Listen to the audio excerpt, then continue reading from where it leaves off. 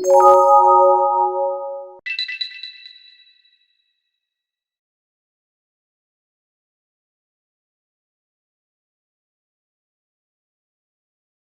my name is Antonio Benasaglio Berlucchi.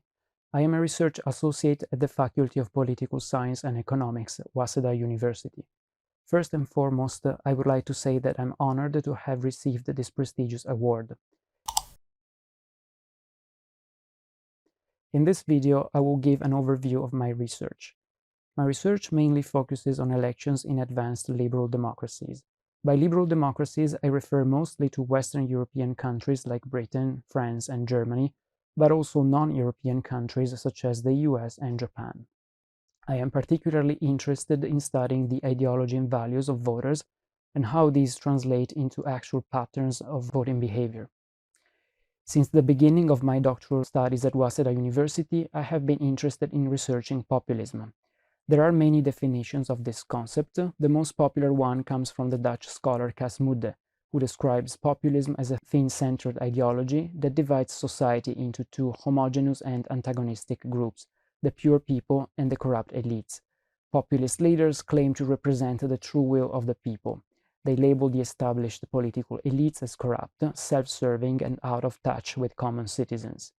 My interest in populism was sparked by the political events unfolding in my home country, Italy, in 2018, when the populist five-star movement and the far-right Lega won the election and formed a government.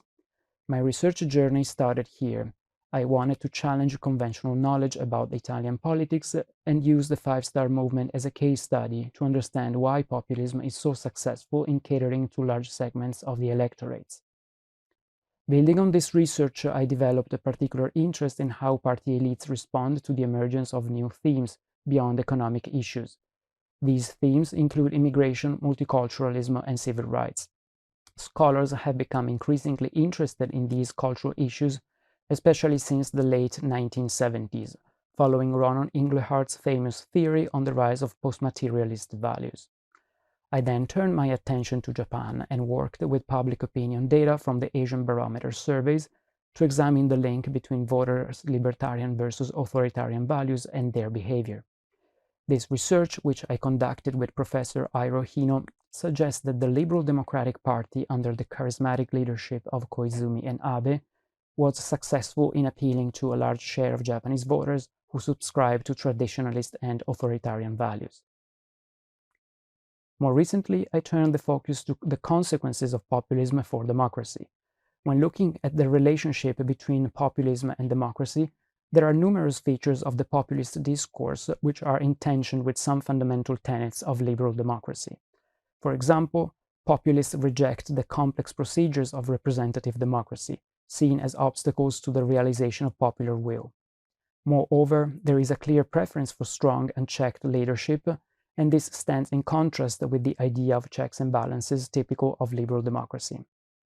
However, some scholars argue that populism can function as a corrective to democracy because of its ability to give a voice to citizens who feel they are not represented by mainstream politics. In a recent project with Professor Marisa Kellam, we look at the implications of populism in power for the quality of liberal democracy across democratic countries worldwide during the last 50 years. We find strong evidence that populism in power is detrimental for liberal democracy, especially when populists enjoy presidential powers and have strong parliamentary majorities backing them.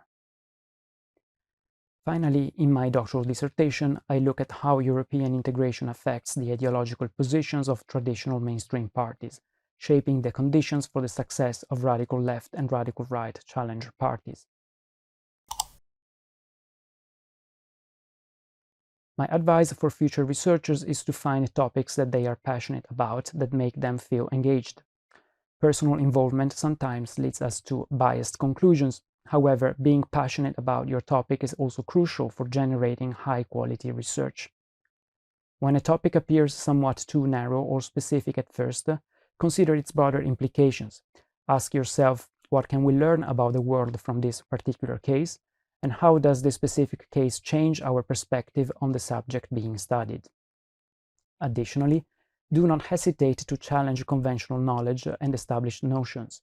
Embracing curiosity and pushing boundaries can lead to groundbreaking insights and contribute to the advancement of knowledge in your field.